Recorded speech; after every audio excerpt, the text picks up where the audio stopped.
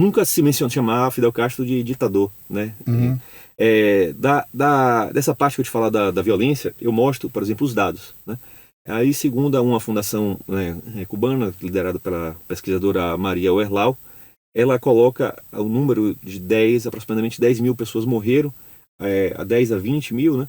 Você tem outra fundação cubana que coloca esse número em 40 mil, né? Então essa expectativa entre 40 mil mortos, né? Pela ditadura assassina de Fidel Castro. O regime militar brasileiro, né, que aqui fica essa gritaria toda aqui da esquerda, matou aproximadamente 434. Muito bem, mais um Leadercast. Como é que esse aqui chegou até mim? É um escritor. Mandou um e-mail para mim. Pô, tô indo para São Paulo, vou escrever um livro, vou estar por aí fazendo umas gravações. Bom, casou que a agenda deu certo. Cá estamos aqui. Só tem 3 perguntas que você não pode errar, o resto você pode chutar à vontade. Essas 3 primeiras você tem que ir na lata, hein? O seu nome, sua idade e o que você faz. Essas aí dá para acertar, né? Meu nome é Lucas Souto Ribeiro. Eu, na verdade, sou formado em Relações Internacionais, também fiz o mestrado nessa área, mas há muito tempo que eu trabalho na parte de jornais, né? Eu fiquei cobrindo temas internacionais. Eu muito tempo trabalhei 4 anos e meio no saudoso aí Brasil Sem Medo, né? Lá com o nosso querido amigo aí Paulo Briguet, que inclusive me deu a honra de prefaciar esse livro. Escrevi também um tempo para a Gazeta do Povo, né? E fiz algumas entrevistas interessantes, até com alguns líderes na América Latina, a Maria Elvira Salazar. Eu cheguei a fazer uma entrevista antiga com o Milei antes dele ser conhecido também. Escrevi para diversos jornais do mundo hispano, né? Escrevi lá para o Diário das Américas, na Flórida, a ADN América, da Flórida, ambos, como estava mencionando aqui anteriormente, né? Eu tive ambos chefes cubanos, né? Cubanos, obviamente... Você não está contando a história inteira, eu só quero saber o seguinte. Certo. O que você faz? Aí pronto, hoje eu sou escritor e sou jornalista na prática, né? Tá, e idade? Eu fiz 40 anos. 40 anos, pô, tá no auge da encrenca aí. Você sabe, eu te cortei porque eu vou investigar um montão aqui, né? Nasceu onde? Sou de Salvador, sou da Bahia. Ei, terra boa, cara. Mora lá? Moro lá, vim aqui para o lançamento mesmo do livro, né? Como é que tá Salvador, cara? Salvador, cara, é complicado, né? Eu acho que é um lugar que a gente tem aí, né, praticamente aí 20 anos de PT governando e o que é que está acontecendo, né? Aumento de violência, né? Eu acho que está tendo um pouco parecido com o Rio de Janeiro, né? Essa questão de facção criminosa dominando cada vez áreas maiores. Eu acho que a situação, né, econômica ruim, de desemprego, se comparar até os dados, né, do IBGE, houve uma redução de 8 a 10% da população de Salvador, né? Em virtude redução de fuga. Todo mundo saindo, né? Todo mundo sai de lá, né?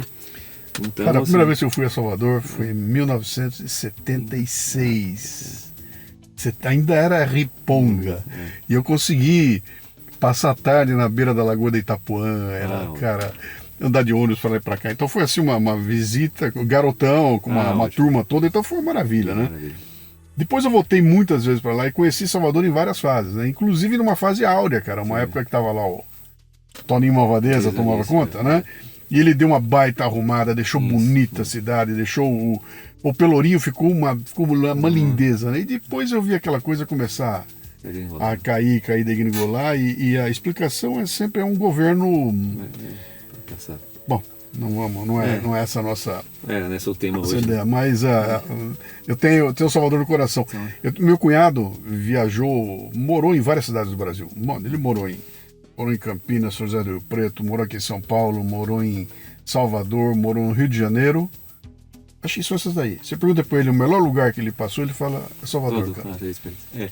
Teve tempos áureos também, assim, eu gosto, né, nasci lá, o Orgulho tem muita coisa boa. Sim. Também, né, digamos assim, a culinária, eu acho que as pessoas em geral também são muito bacanas, agora isso, assim, agora a questão que está, e o problema é que na verdade a Bahia está expulsando os seus melhores filhos, eu acho, né? Então isso é um problema quando começa a acontecer esse tipo de movimento, né? Porque os caras que têm cabeça para mudar as coisas desistem e vão embora, né? Eu tive uma conversa assim outro dia com um amigo meu que é gaúcho, né? Ele estava reclamando lá, aqui mora, estava em São Paulo, reclamando assim também, que o Rio Grande do Sul também deu uma degringolada, foram sei lá quantos anos lá de... E vinha um governador, consertava, assumia um petista, destruía, né? Rapidinho, né? E é assim, né? Ele reclamando, eu falei, cara, a culpa é tua, bicho. Você, em vez de estar lá mudando as coisas, você foi embora, cara. E os gaúchos se esparramaram pelo Brasil inteirinho, né? Então as cabeças, os caras que querem fazer, os empreendedores, eles caem fora, né? E aí é um baita problema, mas vamos lá. Você tem irmãos? Tenho um irmão, sim. Um irmão? Um irmão. O que seu pai e sua mãe fazem ou faziam? Meu pai ainda trabalha para engenheiro, né? Engenheiro civil, ele fez muito ao longo da vida aí. Trabalhou muito com obras de porto, né? De ponte, obras grandes assim. Moram lá, evidentemente. Aí moram lá. Minha mãe é dona de casa, né? Meu irmão, ele mora aqui em São Paulo, né? Em Campinas, ele é auditor, né? Auditor fiscal. Sim. E, enfim, é um pouco da estrutura familiar básica. Qual era o teu apelido quando você era criança? Meu apelido é Sucão. Sucão? Da onde vem Sucão? Sucão. Isso é apelido de colégio, né? Esse é apelido que pega. E o que é Sucão? Dá pra contar ou é baixaria? Não, mas é tranquilo.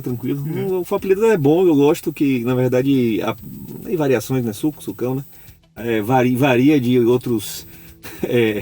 digamos, podia ter apelidos piores, né? Então, porque na época era mais novo, né? Era magrinho e tal, e eu tomava aquele copo de suco, sei lá, de 700 ml grande, assim, aí jogava lá ali no ping-pong, no negócio, ali ficava com aquele copo e aí ficava... Virou sucão. Mas eu acho bom porque... Podia ter apelidos piores, bem piores na época, né? Quando era, na época o bullying ali era pesado, acho que o Sucão aí quem tentasse fazer um outro apelido que fosse pior, não pegava, porque o Sucão não tinha como... O que o Sucão queria ser quando crescesse?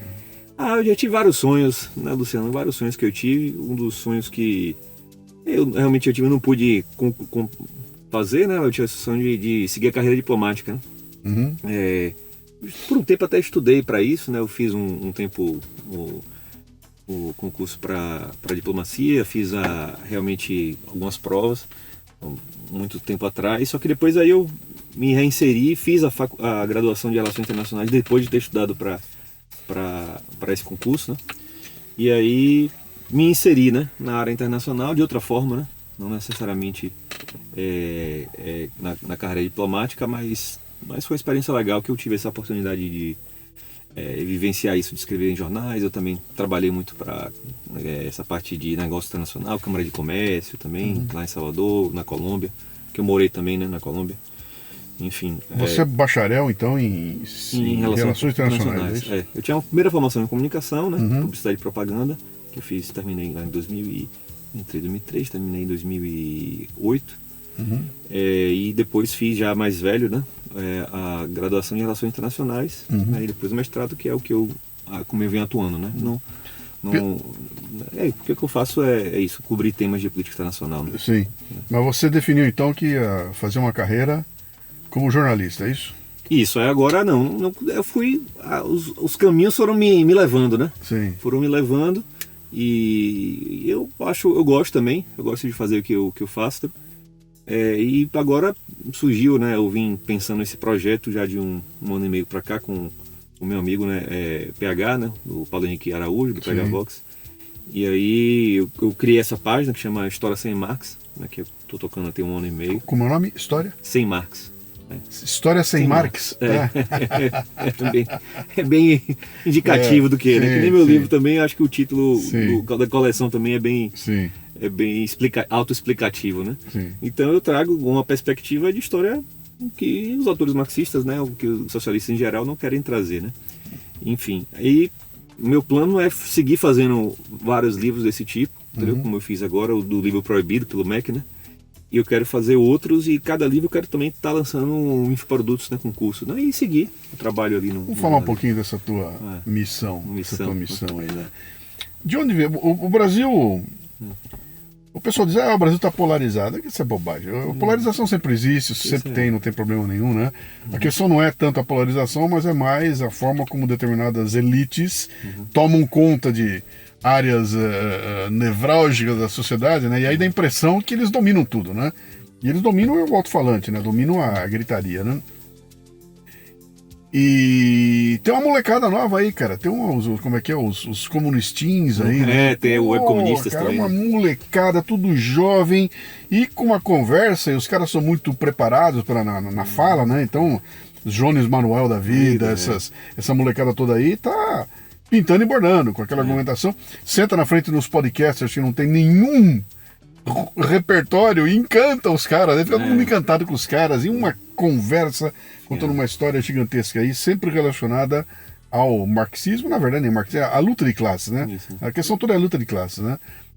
Que tem como base a inveja, né? Sabe assim, né? E quando é que isso aí te chamou atenção, cara? Quando é que você olhou para isso e falou, pô, acho que eu vou por esse caminho? Na verdade é o seguinte, né? Eu já percebi isso, que assim, eu estudei, digamos, para esse concurso que eu te falei para carreira diplomática de 2009, 2010 até 2012, mais ou menos, tá? 13. E eu tive acesso a um monte de conteúdo, né? Que a gente estuda isso, história do Brasil, história mundial, né? Política internacional, vários temas, né?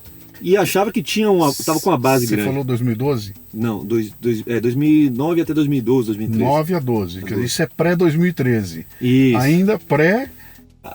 Muita coisa que aconteceria no Brasil, né? Muitos eventos, né? E também foi o ano 2012 e 13 que eu conheci também o professor Olavo. Só que assim, eu tinha lido, aí por exemplo, eu lia, tinha lido e estudado, né, autores que são hoje referências na academia brasileira, né? Você pega, por exemplo, história que você vai pegar, todo mundo vai ler Eric Hobsbawm de cabo a rabo, né? Que é um historiador marxista, inclusive stalinista, né? Que qualquer faculdade, se você olhar de relações internacionais, de história, de ciência política, vai ter esse autor, entendeu? Então, a geografia, Milton Santos, que é um baiano, inclusive, também marxista, entendeu? Geógrafo marxista. Aí você vai estudar para economia brasileira, formação econômica, você vai pegar o Caio Prado Júnior ou o Celso Furtado, entendeu? Então, todos com um viés. E, assim, isso acontece em praticamente em todas as áreas. Só que eu tinha lido, e claro, são autores com densidade, né, intelectual e tal. Só que o problema, na verdade, né, o que eu fui percebendo quando eu conheci também o professor Olavo, é que eu fiquei muito irritado, né, mesmo quando eu fui de esquerda, né, já fui também, todo mundo já foi.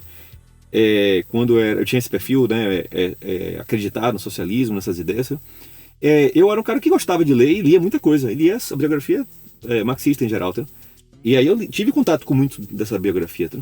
Só que, bibliografia. Só que depois, né, Luciano, com esse contato com o professor Olavo, que eu vi que existia uma infinidade de autores que me foram sonegados, tá? E eu senti muita raiva na época, nesse momento. Foi a transição, assim que eu tive, assim, começar a entender meu pensamento. Depois eu fui buscando, enfim, me encontrar, meus espaços e tudo mais. Mas, assim, é muito frustrante, porque eu tinha investido muito tempo, muito esforço, e aí depois eu disse, bom, os caras não contaram metade da história, nem metade, né? Digamos, nem contaram 20% da história aqui, entendeu? Uhum. E aí eu fui vendo outros autores, né? Que, como ele fala, você tem, né, dentro da linha liberal, você tem, tipo, Hayek, Mises, né? Você tem autores aí como Roger Scruton, Eric Voegelin, Thomas Sowell, né? Que são autores que ajudam a abrir a sua cabeça, né? O próprio professor Olavo também, entendeu? Enfim, vários outros. Só que aí você vai vendo que a história é contada de uma maneira, né, meio manca, meio equivocada, entendeu? E que o que eu acredito é o seguinte, sabe, Luciano? Eu acho que o marxismo, claro, ele embora eu acho que ele, como doutrina econômica, né, eu acho que seja completamente fracassada, né? Eu acho que realmente não gera os resultados, não leva realmente à miséria e à pobreza, mas eu acho que o marxismo, de certa forma, ele é muito forte, muito sólido na parte política, né? E de certa forma até institucional, porque ele consegue ser utilizado, né, de certa forma como um modelo de pensar. A pessoa passa a pensar a partir daquele formato, né? Ele cria um Zeitgeist, né? Ele cria um modo de pensar. Ele te dá um senso de justiça, né? Que eu serei o justiceiro, eu serei a favor dos pobres e oprimidos contra o bando. Cara, é uma delícia. Exato. É um desenho maravilhoso, né, cara? Quem é que não quer ser, né? Mas essa sonegação que você notou em determinado momento, ela não foi casual, não aconteceu por acaso. Não é que aconteceu porque só vieram para cá os caras que vendiam muito. Isso foi trabalhado, isso foi pensado, isso foi muito bem traduzido e é um resultado de uma escolha que foi feita lá Lá no regime militar, né, cara? Exato, Os militares pega tudo e larga na mão desses caras para eles não encher o saco da gente, a academia, lá deixa as artes, tudo, e os caras tomaram conta, né? Com certeza, aquela coisa que é falado muito, né, da estratégia gramscista, né, de ocupação de espaço. Eu acho que aquilo de fato aconteceu, né, como você bem disse, em virtude de uma estreiteza, né, intelectual dos militares, que tipo assim, achavam que é bobagem, isso aí, né, essa parte aí, essas áreas aí de humanas, ciências sociais e tal, vamos... história, filosofia, e deixa aí para esses esquerdinhos aí, para esses mais maconheirinhos aí, digamos assim, né? E a gente vamos o que é importante, que é sério aqui, sei lá, na engenharia, na medicina e tal. Enfim, é um pouco essa mentalidade, então que eles pegam essa mentalidade positivista. E que tá, eu acho que amplamente documentada, quem escreveu, eu acho que uma boa explicação desse processo que o senhor está falando agora, foi o Flávio Gordon, né? Quando ele escreveu aquele livro Corrupção da Inteligência. Sim. Ele explica, eu acho que de forma detalhada e tal, eu acho que recomendo a quem tem interesse em entender isso, o processo de filtração, né? Eu parto, digamos, já da premissa que isso existe e tanto que o livro, né, Luciano, é basicamente o seguinte: o que eu faço é pegar vários livros de ensino médio, né, livros didáticos, e aí eu vou identificando algumas coisas que eu considerava que parecia que estava estranho e tal, e aí vou investigar, né, esses pontos, e a partir da narrativa que se tem, né, e que, embora às vezes as pessoas não deem valor, mas livro de ensino médio, você está lá, você é estudante, você nem liga, entendeu? Você tá preocupado ali com outras coisas e tal, na sua, né, adolescência, mas assim, aquilo ali fica enraizado em você, você nem sabe. Fica, cara. Fica, tá? Eu tô até com material que eu tô trabalhando ali, uma psicóloga, uma educadora, eu não sei, eu vou tentar trazê-la aqui, inclusive, que ela fala de janelas na vida das crianças. Ela fala que tem uma janela do 0 aos 7 anos, né? A criança até os 7 anos de idade, quando ela vai começando a entender o mundo. Mas tem uma janela, cara, que fica ali entre os 15 e 20 e pouquinho, que vai determinar a tua vida, cara. Então eu sempre falo aqui, se eu perguntar pra você de cara aqui, ó, qual é o melhor filme da tua vida? A melhor música da tua vida? A melhor viagem da tua vida? O melhor romance da tua vida? Vai estar tudo nos 20 anos. Aí você vai falar, mas por que com 20 anos, né? Com 20 anos você é um buraco negro, cara. Você tá assimilando aquilo tudo. E, cara, se só te alimentarem com um lado... Cara, você vai sair dali com a cabeça feitíssima. E os caras fizeram muito bem, né? Exatamente. Ali nos anos 70, os anos 80, quando a Globo dominava o Brasil de cabo a rabo, quando tinha novela que dava audiência de 80%, cara, o roteirista era o Dias Gomes, que era marxista. A roteirista era a mulher dele, que era marxista. Os atores, marxistas. Então, cara, esses caras dominaram aquilo tudo. E aí criaram toda uma cultura que desemboca no que o Brasil é hoje, cara. A gente tem um problema seríssimo cultural no Brasil que impede que a gente voe, cara. E ele tá com os pés na forma como nós construímos essa visão de mundo que o brasileiro tem, né? Essa aqui é uma mistura esculhambada, né, cara? Onde aqui tudo, o futuro a Deus pertence, tem um cara me sacaneando, tem um rico me roubando. Em vez de eu pensar em meritocracia para construir as coisas, eu quero destruir. Então tem todo Cara, isso aqui dá 6 dias de podcast aqui, eu não quero entrar. Deve estar cheio de comunistinho, puto da vida ouvindo a gente aqui. Mas vamos chegar lá direto no teu livro. O que te trouxe aqui é que você veio aqui para São Paulo para tratar de um livro. Deixa eu pegar o livro e botar aqui. Aqui, esse é o livro aqui, ó. A Revolução Cubana e Ditadura Castrista. Lucas Souto Ribeiro, e aqui, mais interessante, é lá em cima, o livro proibido pelo MEC. Essa é a ideia. É claro que não foi proibido, mas é uma brincadeira que você está fazendo aqui, né? Isso. É o livro proibido. É o livro que provavelmente seria, né? Tipo assim, que eu já estou me antecipando, né? Não, ele não vai entrar nas escolas. Não vai, nunca exatamente. Vai ser indicado para entrar nas escolas. Exatamente, né? Essa é a ideia. Pelo PH Vox Editora. Eu preciso trazer o PH aqui qualquer dia, cara. Depois você me faz o contato com ele lá, que eu quero. Claro. Vou convidar para ele estar aqui, né? Refutando as narrativas, distorções, omissões e mentiras históricas sobre a Revolução Cubana. Esse livro não busca ser um texto definitivo sobre a Revolução Cubana, seu objetivo é refutar narrativas, etc e tal. Bom, vamos falar de Cuba aqui um pouquinho, cara. Por quê? Por que você chegou nesse tema aqui? Por que Cuba e não outras? Cuba também, como eu te falei, que eu tive uma experiência profissional muito vinculada com a América Latina, né? E digamos, um vínculo ainda maior, né, que, como eu te falei, eu morei por 3 anos na Colômbia, e eu tive muito contato com as pessoas da diáspora, tanto da Venezuela quanto de Cuba, né? Eu tive contato com jornalistas, com alguns líderes políticos. Explica o que é a diáspora. A diáspora é o exílio, né?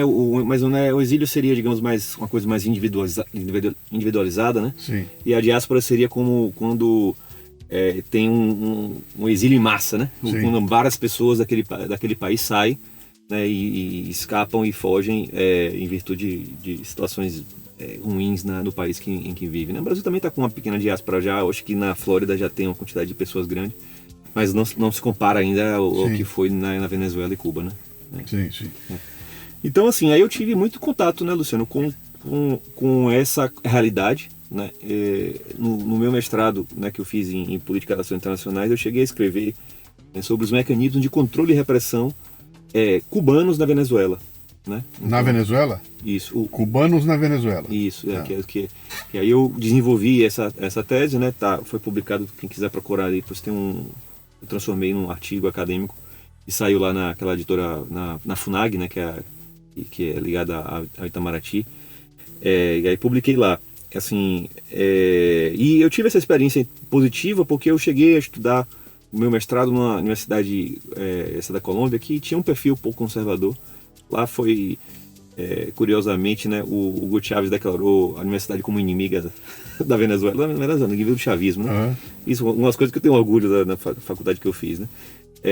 Pedro Carmona, aquele cara que, o presidente, né, que deu um golpe lá em Hugo Chávez por 2 dias, ele era professor lá, eu conheci, já tomei um café com ele lá, eu almocei, ele quando eu conversava com ele ficava perguntando as coisas do Brasil. Então eu tive esse tipo de experiência que eu nunca teria aqui no Brasil, entendeu? Então, por exemplo, para se ter uma ideia, essa universidade, né, que se chama Sérgio Arboleda, eu às vezes já teve lá tipo seminários de Milton Friedman Day, tinha a Semana da Civilização Ocidental, tudo que é uma coisa que eu acho que é impensável aqui numa universidade brasileira. Então, assim, que foi muito interessante, assim, até meu tema, né, que como eles realmente aceitaram e, tipo assim, eu saí com nota máxima e tal, fiz uma pesquisa séria e fui avaliado, né, pelo rigor e precisão acadêmica, entendeu? Não porque eu estava fazendo um discurso contra, né? Tinha o meu orientador lá, eu tive essa experiência também bem positiva, que ele era a pessoa que coordenava o Programa Cuba, que era um programa Cuba que falava mal de Cuba, que isso no Brasil não existe, né? Um programa Cuba que fala das restrições de liberdade de expressão, que fala das perseguições políticas, que fala de censura, que fala de escassez, da pobreza em Cuba, entendeu? Então, temas que não são trazidos aqui. A imprensa até hoje, Luciano, você veja como é que eles tratam. Eles tratavam, né, Fidel Castro, Raul Castro ou Miguel Díaz-Canel como um presidente. Uhum. O certo é chamar o ditador, né, o ditador, o tirano, o autocrata. Entendeu? Mas você veja que nos livros esses termos não são utilizados. Né? Eles deixam apenas, por exemplo, porque eles chamam corretamente, né, Pinochet de ditador. Mas por que não chama Fidel Castro de ditador? Entendeu? São... No máximo caudilho, né? No máximo que você puxar um pouquinho, né? Mas é difícil, vai chamar líder, o líder revolucionário, né? Mas não, o presidente vai chamar um presidente em geral. Uhum. E aí, você notou então que tinha um espaço interessante para falar a respeito disso aqui no Brasil? Exato. Né? Aí... Você foi... Me fala dessa pesquisa que você fez com os livros aí. Né? Exato, aí eu fui buscando esses livros, como eu te falei, quando eu tive esse contato lá externo, né? Eu tive muito contato com pessoas, né, como falei, da diáspora cubana e venezuelana, tive acesso a alguns livros que talvez aqui não conheceria, e aí fui buscando mais e mais, né, fui encontrando mais e mais livros e buscando. Hoje também é mais fácil, né, você ter acesso até inclusive às vezes PDF também, né, a gente consegue ter acesso a vários livros assim que eu consegui também por PDF, então fica um pouco mais fácil a pesquisa, entendeu? Mas aí é isso que eu fiz, aí eu pegava, digamos, fazia primeiro, né, o processo, né, da escrita. Eu pegava esses trechos, né, digamos, que eu achava que, será que isso aqui é verdade? Será que é verdade que a educação de Cuba é realmente uma maravilha? Não será que é verdade que Cuba, antes da Revolução, era terrível, não tinha nada, era um deserto de direitos sociais? Né? Será que Aí eu fui fazendo esses questionamentos a partir do que se afirmava, né, do que se afirma, na verdade, nos livros didáticos. E aí eu fui procurar outras fontes, né? Aí procurando, pesquisando, e aí fui identificando, e aí fui comparando, contrastando, mostrando que que realmente nós somos enganados, né? De forma sistemática. Né? Uhum. E aí você decidiu escrever um livro. Isso, aí eu decidi. Um livro a respeito. Aí eu tinha vontade de escrever o livro, aí eu conversei na época com meu amigo, o Paulo Henrique Araújo, né? Do PH Vox, que a gente estava falando aqui agora há pouco. E aí eu falei a ideia, né? E aí eu já vinha com esse nome na cabeça. Falei, cara, eu quero escrever o livro Proibido pelo MEC. Aí ele gostou já da ideia desse nome também, né? E aí eu quero fazer um estilo, né, digamos assim, de livros curtos, né?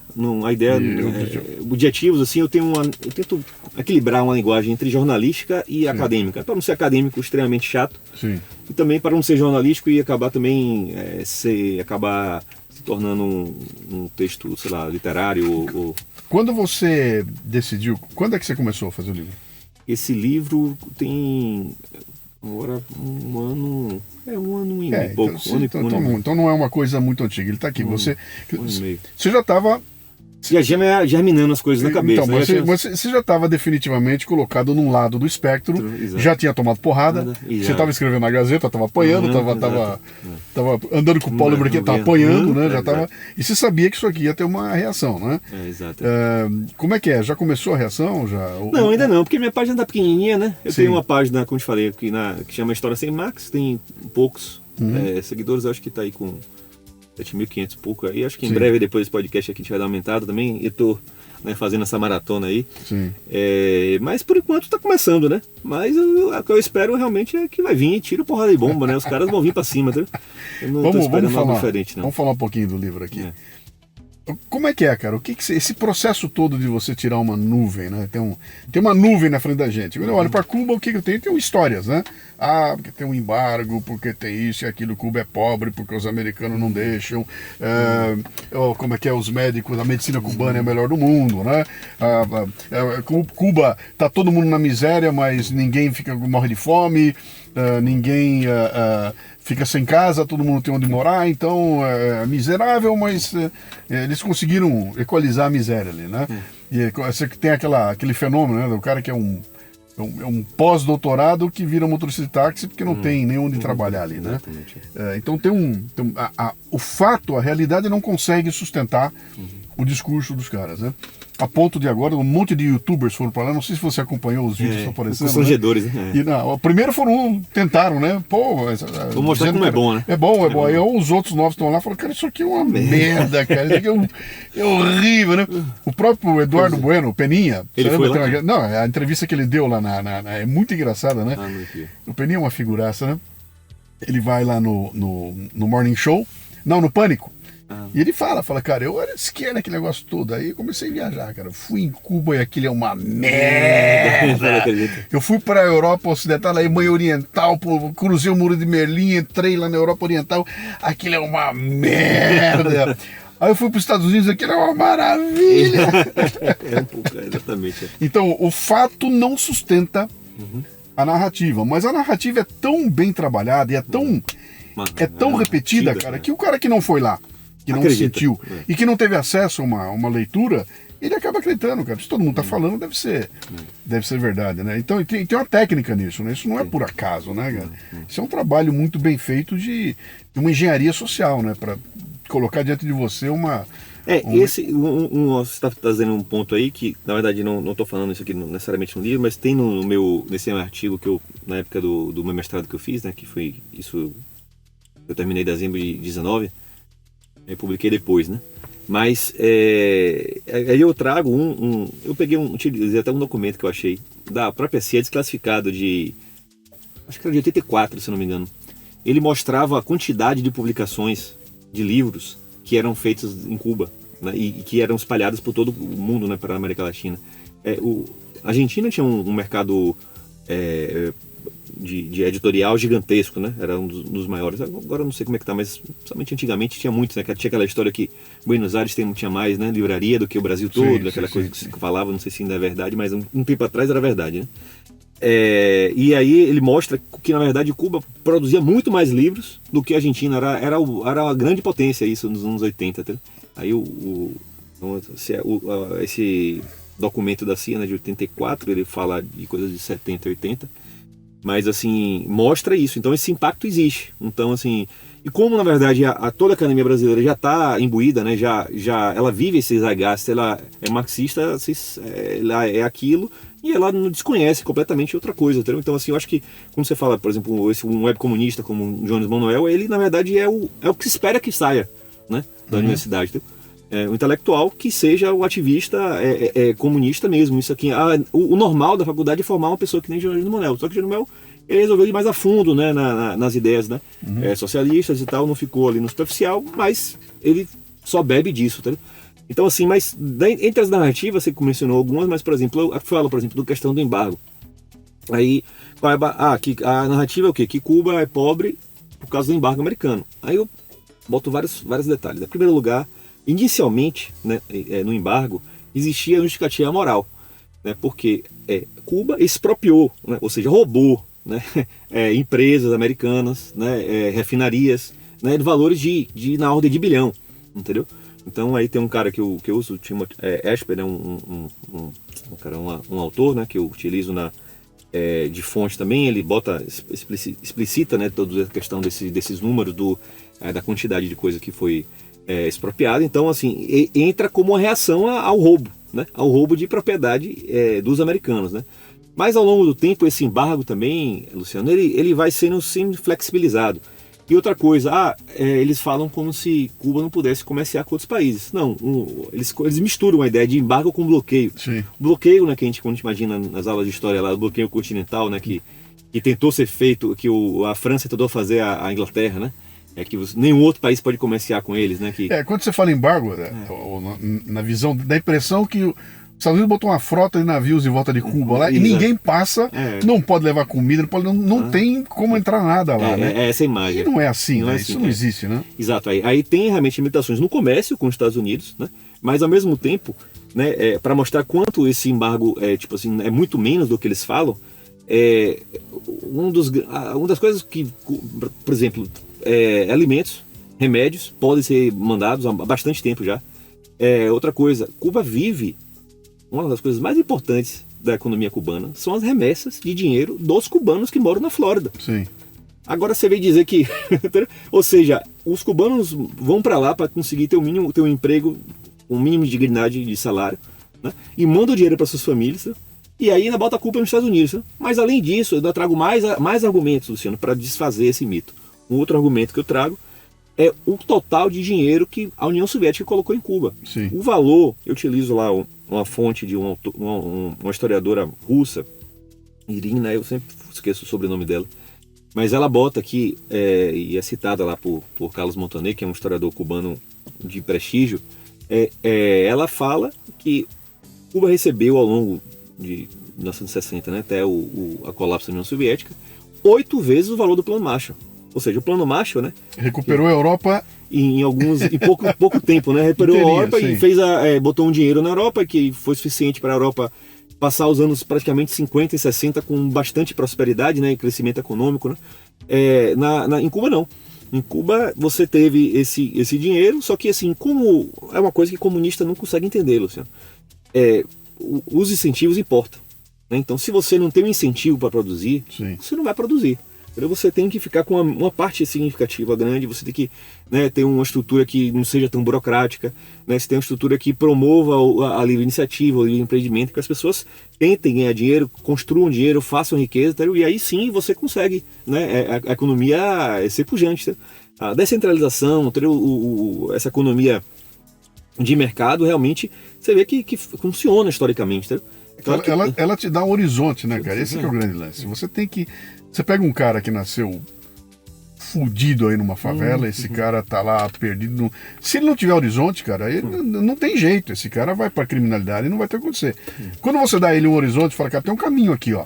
Há possibilidades de você sair. Tem exemplo de gente que saiu, né? Encontrou um caminho e fez a coisa crescer. Quando você não tem esse caminho, e me parece que claramente que o socialismo, você vai até um ponto. Para passar daqui para cima e ter uma vida confortável, ou você tá na nomenclatura, exatamente, ou esqueça. Você não vai para lugar nenhum, porque você vai bater ali e vai ficar ali, né? E tem alguém comandando, olhando, pô, eu gostei de você, sobe, você não sobe, deixa eu ver tua família quem é. Tem todo um lance de controle, com aquela mãozona do Estado ali, que corta totalmente essa história de ter um horizonte, né? Exato, porque é o que eu penso assim, não é que é perfeita a economia de mercado, não, tem vários problemas, é como o ser humano, né? Imperfeito também, mas é onde se é possível criar coisas, né? Então, assim, num regime, né, digamos, uma democracia ocidental normal, né, com um Estado de Direito aí minimamente decente, né, que nós não temos, né?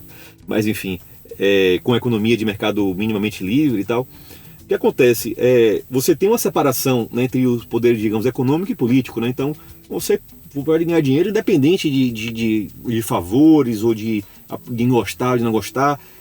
Digamos, essa um pouco dessa indiferença do mercado, que às vezes também a pessoa olha o lado negativo, mas tem um lado bom. Um lado bom, tipo assim, o cara tá querendo resultado, o cara não tá preocupando com, né, com ele quer que você produza determinada coisa. Então, isso é isso. Agora, quando você entra no regime socialista, então aí tem a questão da necessidade do alinhamento político. Então, você precisa se preocupar menos, né, com a questão da produção, né, e dos resultados, e se preocupar mais em não incomodar, né, certas diretrizes do Politburo, né, da burocracia do partido. Né? Sim. Você chega num ponto como a China, né? Que a China consegue trazer para dentro dela toda uma visão capitalista, mas o partidão está lá em todo lugar. Exatamente. Onde você vai, o partidão está lá. Tem um cara do partidão sentado ali, eles têm um controle ainda lá, né? Mas aí, quando você começou a trabalhar nesse livro aqui, eu imagino que você não foi para Cuba estudar lá em Cuba o que acontece, acho que nem dá para fazer isso, né? Você foi se abastecer em leituras. O que você fez, cara? Você fez um levantamento em vários idiomas, o que tem, o que já foi publicado? Como é que você foi? Fiz basicamente espanhol e inglês, né? Em português eu uso muito pouco, na verdade, fonte daqui, né? Então, por exemplo, porque no Brasil, se você olhar na Amazon, procurar a Revolução Cubana, você vai ver a grande maioria dos livros é tudo com viés marxista e variações, né, mais ou menos, né, vermelho, tá? Mas em geral vai ser quase tudo. Você tem realmente em português que vale a pena se ler. Eu acho que tem a Tragédia da Utopia, né, do Percival Pugina, é um livro muito bom. Não sei o ano, já é um livro, não sei se já é de 2013, 2000, não sei exatamente o ano, né, mas é um livro um pouco... Escrito aqui no Brasil, escrito por brasileiros. Por brasileiro, aquele jornalista. Porque traduzido tem uma série. Tem alguns, tem alguns, já tem alguns também, né? Eu comentei com você, eu li aquele escrito pelo Guarda-Costas. Guarda-Costas é bom. Do Fidel, né? Em português, que é interessantíssimo, né, cara? O cara dá uma visão pra você de como é que os caras manipulam. Tem um negócio lá que me marcou naquele livro, que ele contando que eles foram... Ele tinha um esquema montado ali que era o seguinte: você vai visitar o país, se você for uma figura... um mané qualquer, você vai lá e fica, ninguém te enche o saco muito lá. Mas se você for um cara que tem alguma importância, então eles botam uma escuta, eles vão te ouvir, vão te acompanhar e saber o que você está fazendo. E o cara, para provar que isso acontece, ele fez um teste. Então eles foram fazer ele mostrou como em Cuba era igual na Coreia do Norte. Porque eles foram para a Coreia do Norte e intencionalmente eles comentaram no elevador ou na hora do jantar, alguma coisa assim, que eles estavam sentindo falta de literatura sobre o pensamento, né, do Kim Jong, qualquer coisa lá, que não existia nada em espanhol, né? E ele fala, cara, no dia seguinte chega uma caixa de livros em espanhol de presente para nós, entendeu? Então tem alguém ouvindo, tem alguém estipulando e tentando te ele utilizou muito provocar. Isso, né? Essa cooptação de intelectuais, né? Sim. Alguns que moraram lá, um conhecido também foi o Gabriel Garcia Marques, né? Que foi prêmio Nobel de Literatura. Se eu não me engano, o Hemingway, eu não sei se ele chegou a morar durante a Revolução, mas ele morou em Cuba. Eu soltei um pode sumário agora, recente, sobre um livro chamado The God That Failed, O Deus que Falhou. Okay. É um livrinho pequenininho que conta a história de 6 intelectuais que em algum momento desistem do socialismo. Né? São socialistas e eles desistem e eles contam no livro por que aconteceu. E a experiência deles é a seguinte, cara, olha, eu tinha uma visão socialista até o momento em que eu fui lá ver como é que era. E a hora que eu botei o pé no chão e entendi o que estava acontecendo, cara, caiu toda... Desmonta. Eu fui trabalhar quanto pensamento lá, né? E a tua ideia, então, era essa, era você foi buscando essas informações, você levantou quais eram as principais narrativa dos principais Pronto, mitos? Você fez um levantamento? Como é que você fez? Tem aqui. Cada capítulo, na verdade, é disso, né? Então, por exemplo, vou dar um exemplo aqui, aí se quiser a gente resolve algum deles, né? Sim. Mas vou dar um exemplo para você poder até escolher aí. Mas tem os antecedentes sociais de Cuba, como é que era Cuba antes, depois, né? Ok. Você tem a narrativa, por exemplo. Só uma coisa, o pessoal então diz que a história, aquele era um horror e a Revolução Socialista deu emprego para todo mundo, comida para todo mundo, casa para todo mundo, é uma merda, mas todo mundo tem. Só que isso leva em consideração, ou esquece que Cuba era um... Eu me lembro que eu vi um número lá, cara, tinha um número de não era o PIB na época, mas era a renda per capita? A renda per capita de Cuba era um negócio fabuloso. Isso. Era a segunda maior da América Latina. Só perdia para a Venezuela. Inclusive, que os dois estão mal agora, né? Porque teve o socialismo. Né? Isso nos anos 50. 58. Quer dizer, 58. Primeiro lugar segundo, era Venezuela, segundo lugar era Cuba. Exatamente. Hoje, Venezuela e Cuba estão lá embaixo. Lá embaixo, tá. Lá embaixo. Recentemente teve um dado lá que Venezuela chegou a um nível... um ano aí, não sei se 24, 20, chegou a ficar com uma renda per capita pior que o Haiti. Meu Deus do céu. Então, assim, pra você ver o nível, né? Mas é isso. Então, assim, aí eu mostro isso, que é mentira isso. Outra coisa também, que Cuba era um deserto de serviços sociais, né?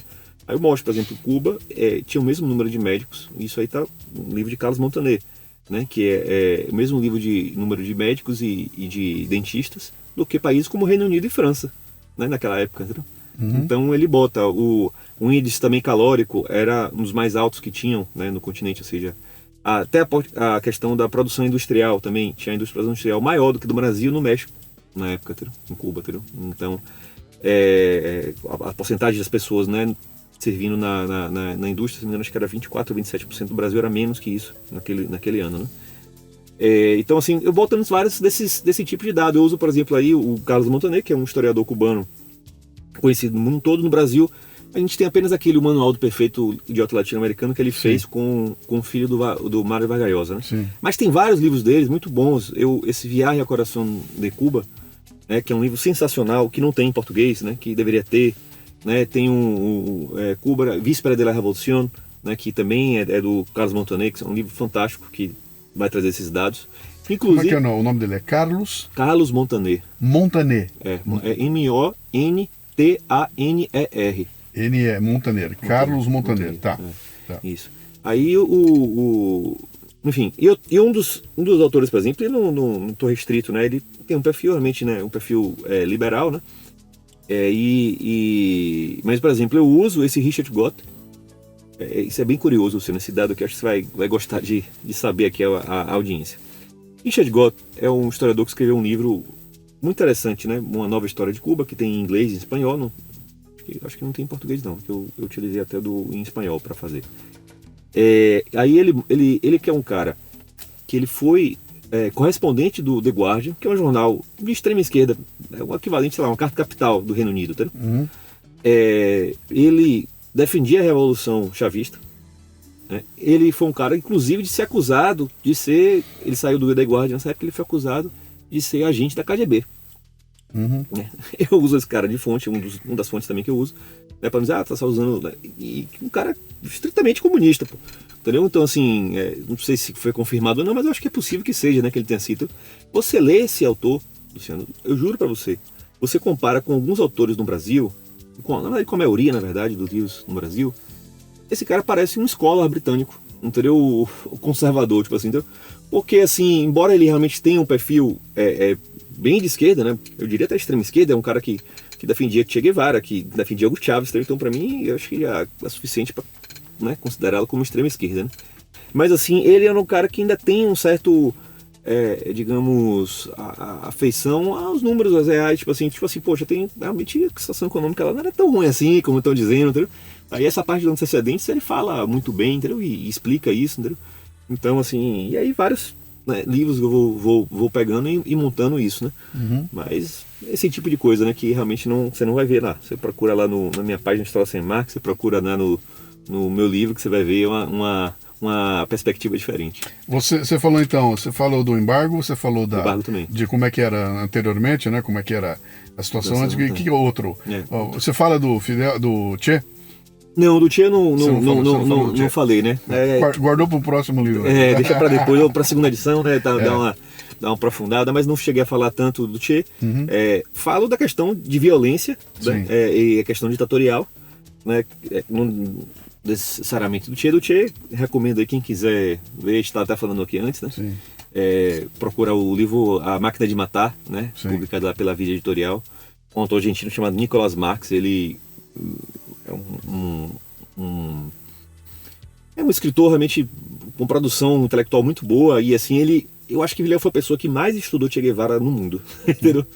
Ele leu, acho que dezenas de biografias de Che Guevara, ele leu as cartas, tudo, e realmente sintetizou nesse livro, né, que é A Máquina de Matar, que mostra um Che, né, sedento de sangue e tal. Mas eu não chego a falar isso, mas eu falo dessa outra parte que eu estava dizendo aqui, né? Eu digo, eu comparo os números de violência da ditadura cubana com as outras ditaduras aqui na América Latina, né? Eu acho que é importante contrastar isso, e eu falo também essa questão de nunca se chamar Fidel Castro de ditador, né? Dessa parte que eu te falar da violência, eu mostro, por exemplo, os dados, né? Aí, segundo uma fundação, né, cubana, liderada pela pesquisadora Maria Oerlau, ela coloca o número de aproximadamente 10 mil pessoas morreram, a 10 a 20 mil, né? Você tem outra fundação cubana que coloca esse número em 40 mil, né? Então essa expectativa entre 40 mil mortos, né? Pela ditadura assassina de Fidel Castro. O regime militar brasileiro, né, que aqui fica essa gritaria toda aqui da esquerda, matou aproximadamente 434. Estou justificando, mas eu acho que assim, Luciano, da mesma forma que a gente tem que ver graus de democracia, né, a gente não vai, tipo assim, é diferente uma democracia, sei lá, como a Suíça ou a Austrália, né? Como o Brasil, Bolívia, né? Tem que ter um senso de proporção aí, né, cara? Por mais que nós estamos lidando com vida humana. Vida humana, cara. Claro, se matou já, entendeu? Já não quero mais conversa, cara, né? Mas tem um senso de proporção. Você está falando de 474 num país de 90 milhões de habitantes. Contra de 10 a 40 mil num país de quantos habitantes? De 8, 9 milhões. 8 milhões. Então, cara, tem um senso de proporção aí que tem que ser considerado. A coisa era sanguinária, né? Exato, cara? É muito.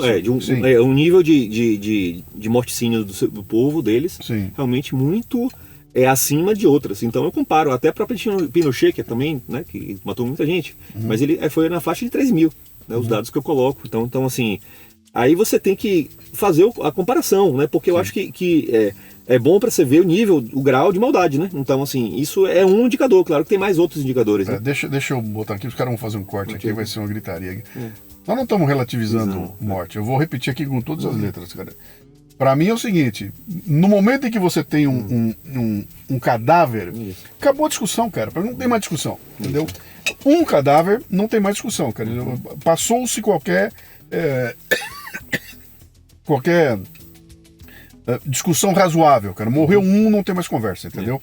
Nós não estamos falando disso aqui. Nós estamos falando do seguinte, você tem graus de maldade, graus de como é que eu vou dizer, do apetite sanguinário do sujeito, exatamente, né? Isso. Então, de repente, você pega um cara que todo mundo endeusa e fala, o cara matou 10 mil em 9 milhões. É muito mesmo. Cara, é muito sanguinário, né? Exatamente. Então é esse o ponto, né, Luciano? O que eu quero dizer é o seguinte, por que os livros didáticos, né, chamam Fidel Castro de presidente, de líder, e não chamam de ditador? O certo é chamar de ditador.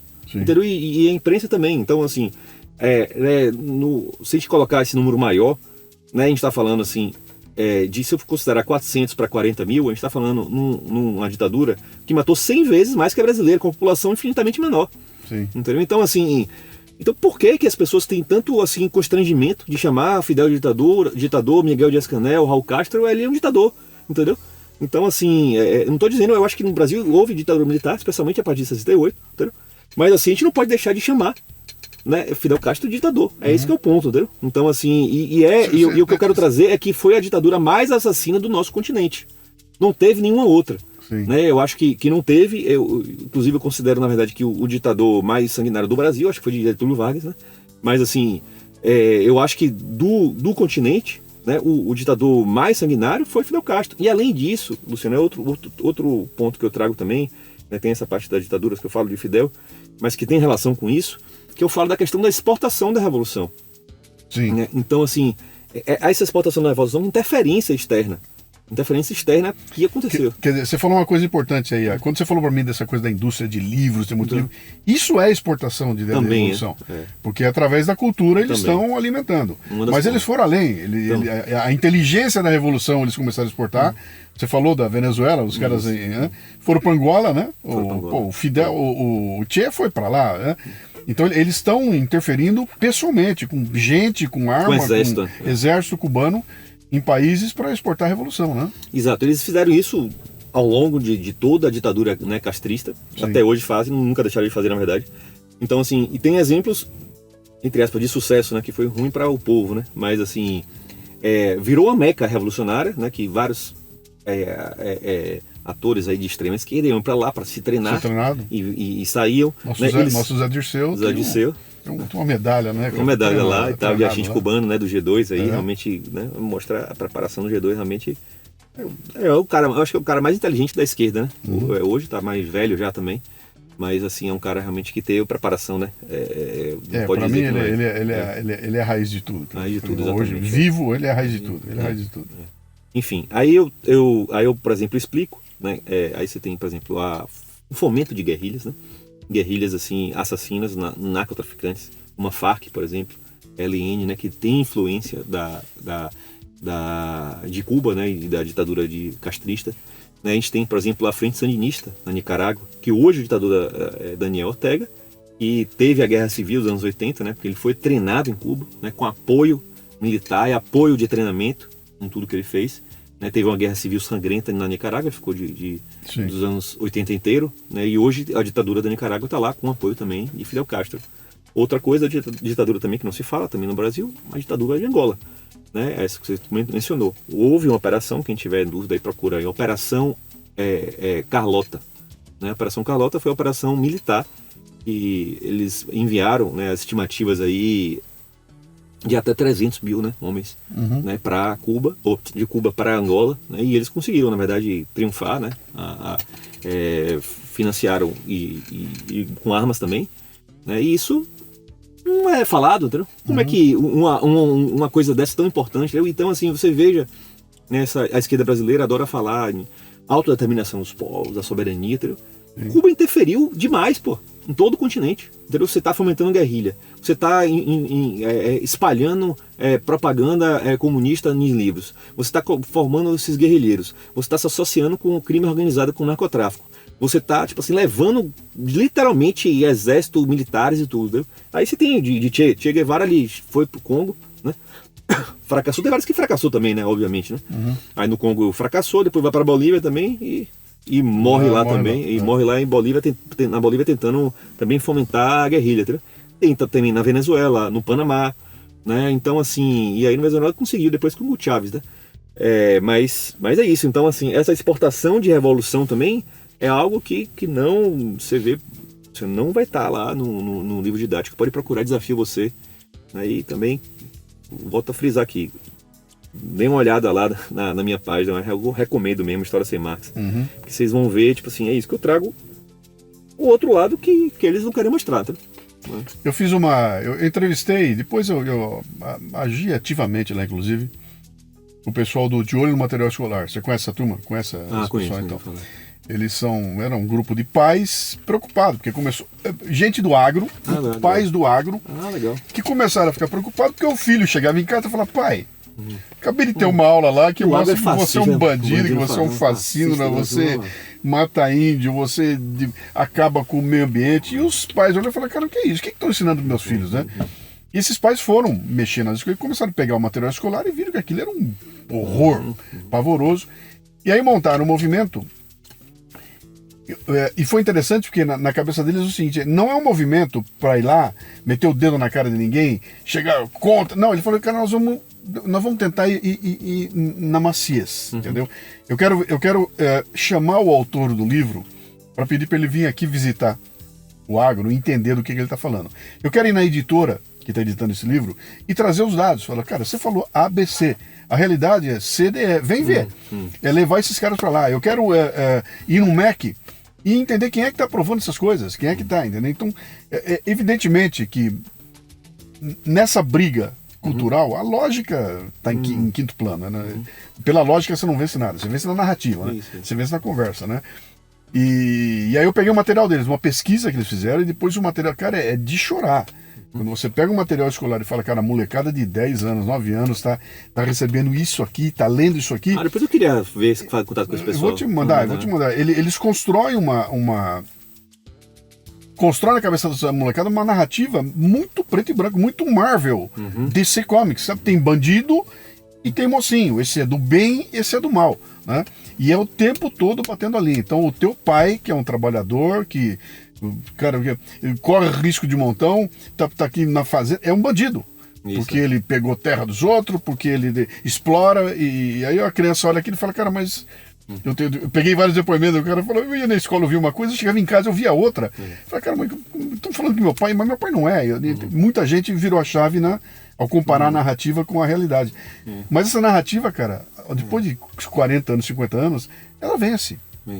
Ela ganha, entendeu? Exatamente. Tanto que nós estamos discutindo um negócio que você está trazendo para mim aqui 1 milhão de informações com base, com números, com matemática, e nós continuamos encontrando gente endeusando e não.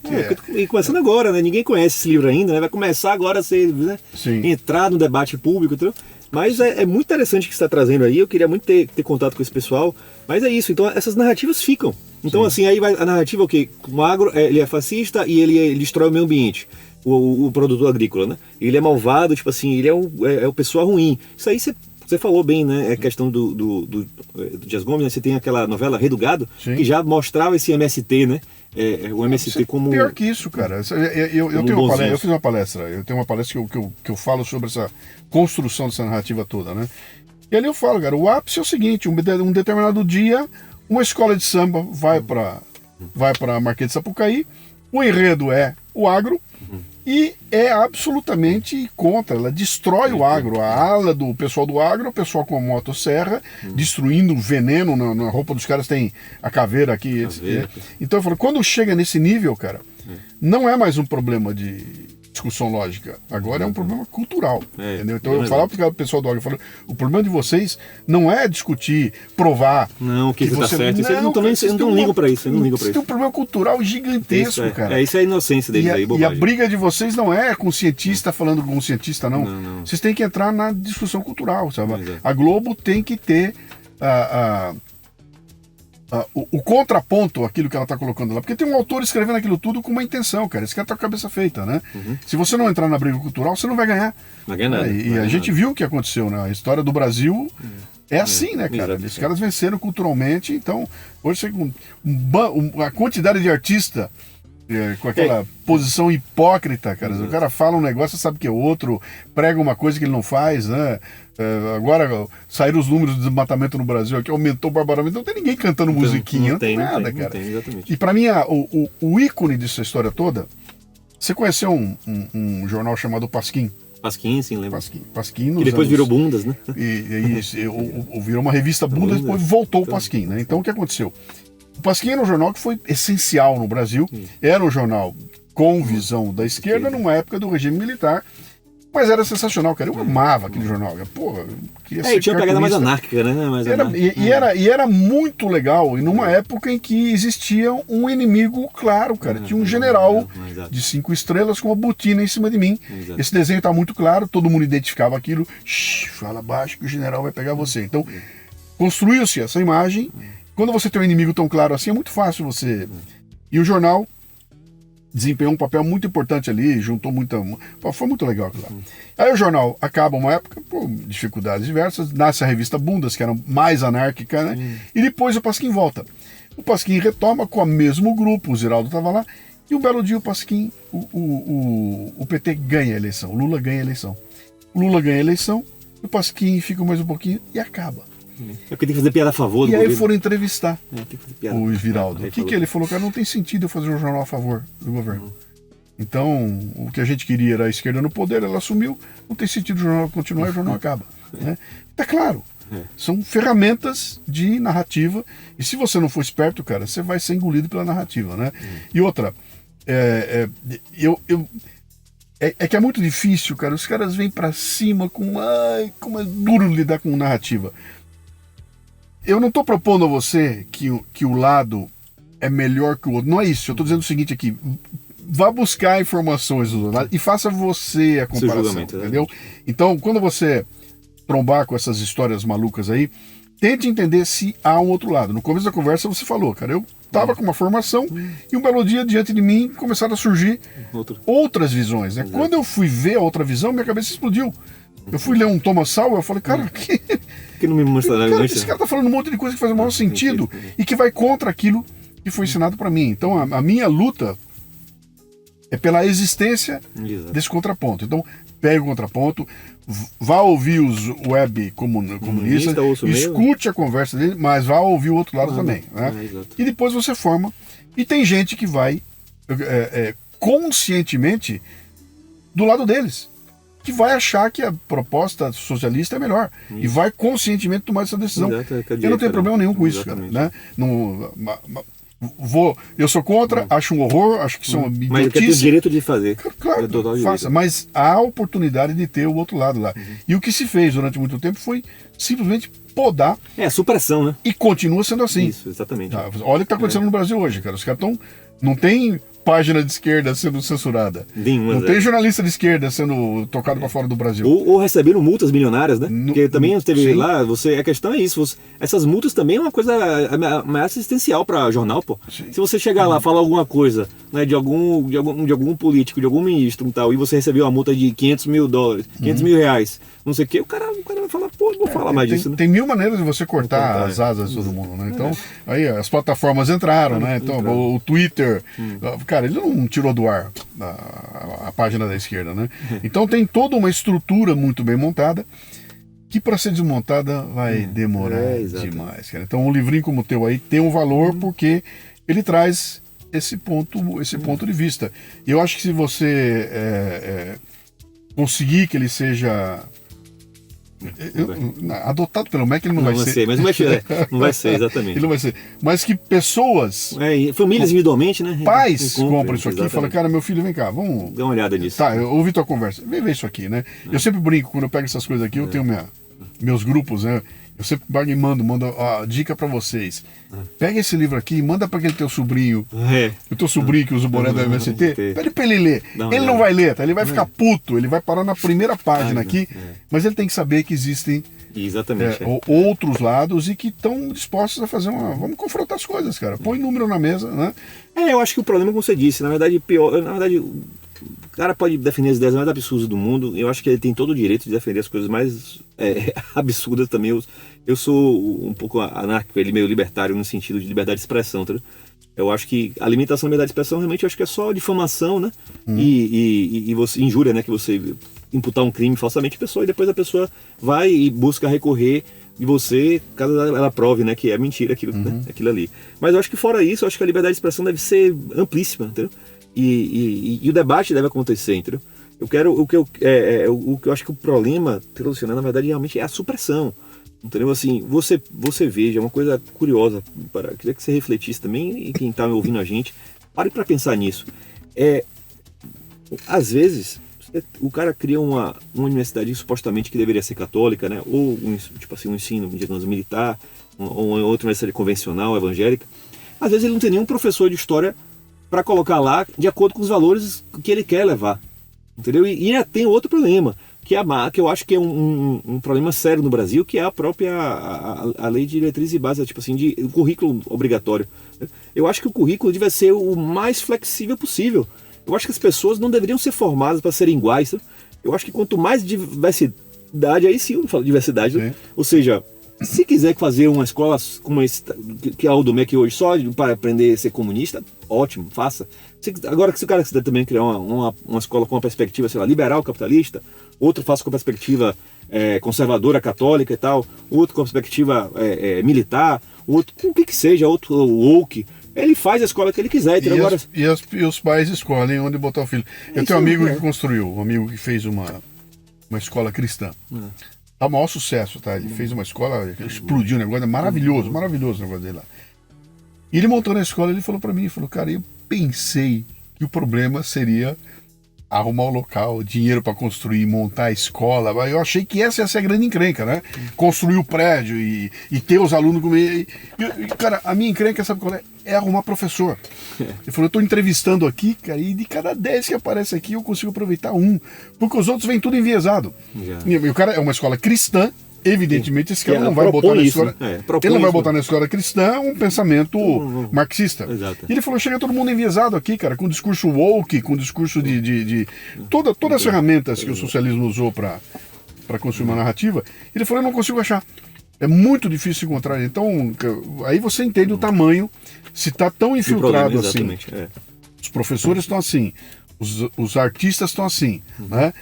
Toda a influência cultural, onde eu olho, a propaganda está assim, né? A mídia é assim. Vai na imprensa, cara, a maioria da imprensa é esquerda, né? Exato. Então, cara, não tem como eu resistir ao impacto diário de uma visão, né? Essa visão bate em mim todo dia. Chega uma hora que eu vou acordar e falar, cara, é isso mesmo que deve estar certo. Deve estar certo, exatamente.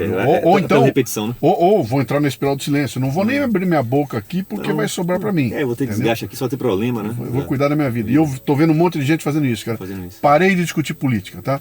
Não olho mais, não quero nem saber. Né? Vou cuidar da minha vida aqui. Bom, cara, alguém tá fazendo. Exato. E eu acho que também tem esse outro lado, Luciano, que acho que é interessante a gente trazer também. É da minha culpa, acho que de próprios setores, né? Que seja liberais, seja conservadores, né? Seja empresários, né? Seja o mercado editorial, enfim, vários setores, né? Que também existe uma culpa dentro desses setores, dentro do que seria chamado da direita ou não esquerda, né?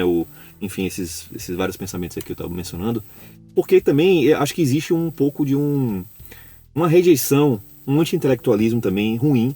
Entendeu? Eu acho que a esquerda tem essa capacidade de agregar também, que a direita às vezes não tem. A direita pensa, não, você tem essa diferença aqui comigo, então você já não presta, você já não serve, entendeu? Você aqui, e aí, ou outra lógica também, né, do dinheirista, né? Então para ele é só o dinheiro, é só o número, é só tá ganhando dinheiro e o resto, né, foda-se e tal. Então assim, e ele às vezes não entende o valor. Né? Às vezes o empresário super bem sucedido, tá ganhando, mas assim, ele não entende que também ele poderia estar ajudando, tipo, financiando alguma coisa. Mas, cara, aí ele vê o colega dele que botou um joinha no grupo de WhatsApp. Exatamente. E se ferrou, cara. Ele vê outro que tá perdendo nas redes sociais, entendeu? Tem toda uma estrutura. E é isso que nós temos que entender, entendeu? Quando o Estado começa a botar a mão dessa forma. Essa do joinha foi de lascar. Cara. Quando o Estado começa a fazer isso está muito próximo do que aconteceu em Cuba. Entendeu? Você olha para o Brasil e fala, pera um pouquinho, por que essa luta, né? Por que essa gritaria? Porque isso tudo é muito próximo do que aconteceu em Cuba, cara. Se você guardar as proporções, o que está acontecendo no Brasil hoje é a perseguição que aconteceu lá. Ninguém está matando ninguém ainda, tá? Ninguém está levando pro paredão ainda. Mas, cara, a morte morte civil. A morte econômica, a morte até de caráter, né, cara? Destruição da reputação das pessoas, né? Isso tá 1000 por hora, cara. É morte civil, né? Morte, por exemplo, hoje o meio digital também é uma forma da personalidade da pessoa, claro, né? Então ele perde uma rede social dela, como o próprio Luciano Hang, né? Sim. Mas assim, outras pessoas, você está trazendo um ponto, né? E eu comparo, na verdade, eu digo assim, que o Brasil também com algumas similaridades com a Venezuela, né? Que eu acompanhei muito na cobertura de jornalismo, né? Porque, por exemplo, né? Hoje as pessoas têm receio de falar certos temas, né? Sim. Então, assim, as pessoas têm medo da plataforma de derrubar um canal para você falar ou mencionar alguma coisa, né? Mas, assim, existem elementos hoje que já são similares. Por exemplo, a Venezuela não tinha um partido político, né? Que era, que de certa forma que comandava os tribunais, né? Eu acho que tem coisas similares em outro país aí, né? Que a gente não pode dizer, né? Então, você vê o exemplo da Jovem Pan, cara. A Jovem Pan.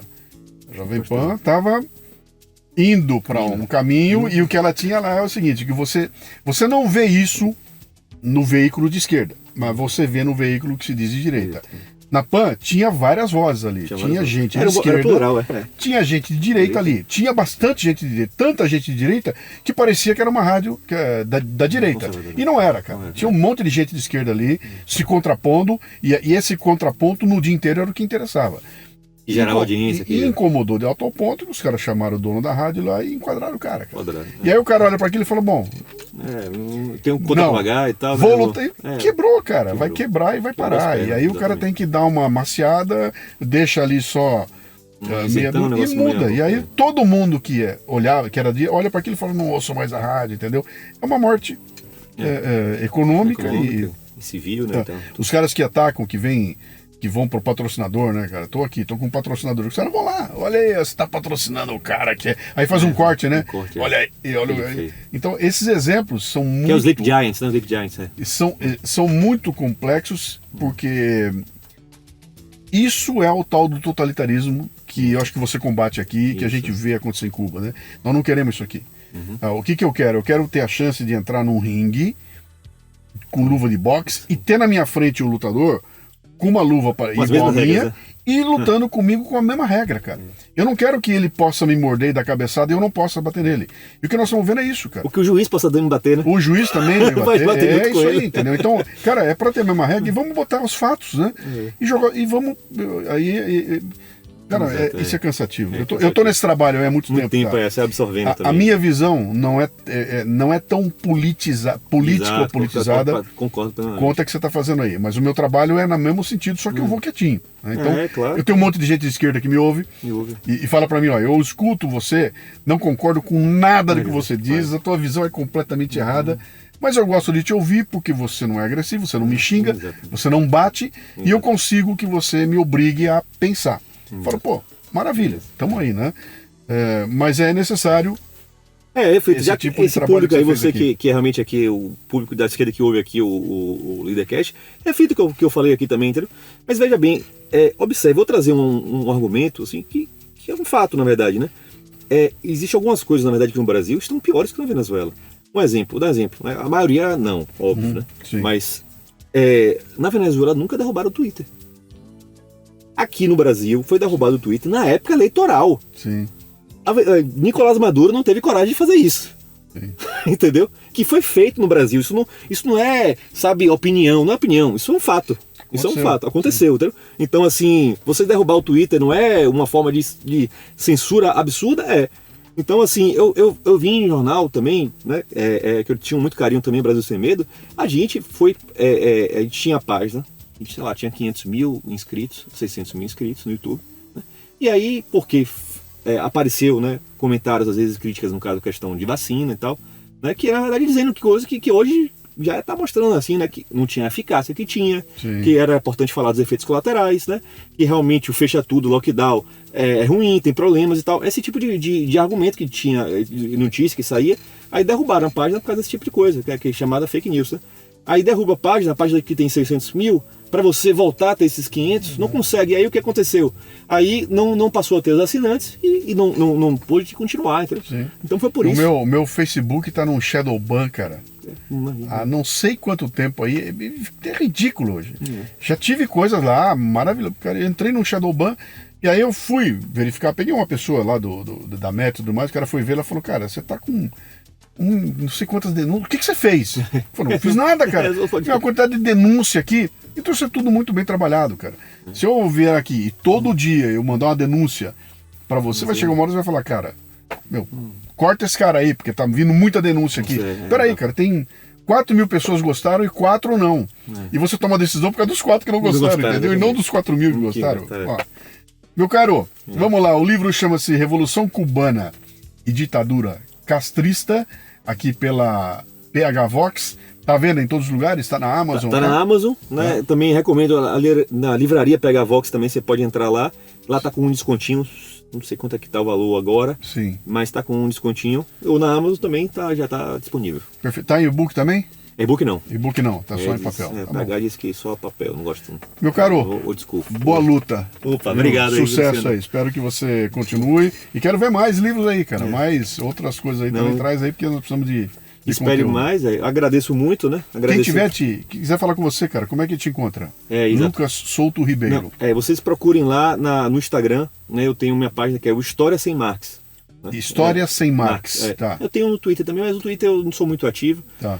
No Instagram eu estou sempre postando conteúdo. O que eu faço lá, né, no História Sem Marx, que é conectado, mas na frente vou lançar um curso disso aqui, desse livro, que é baseado nesse livro.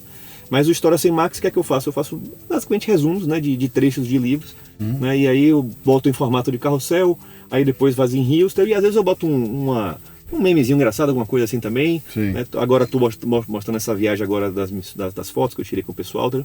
Então, basicamente isso. Viu? Mas agradecer muito a você aqui, né? Obrigado por ter ajudado ao PH, né? Que deu a oportunidade de escrever o livro. Sim. E vou comprometer aqui a falar para trazer ele aqui para aqui no... Quero ele e quero o Briquet. O Briquet também. Querendo trazer o Briquet, vou trazer ele aqui, sim. Que o Briquet mora em Londrina, né? Aí tem que ser um dia que ele escapar aqui. Que ele vier pra cá. Cara, valeu. Obrigado.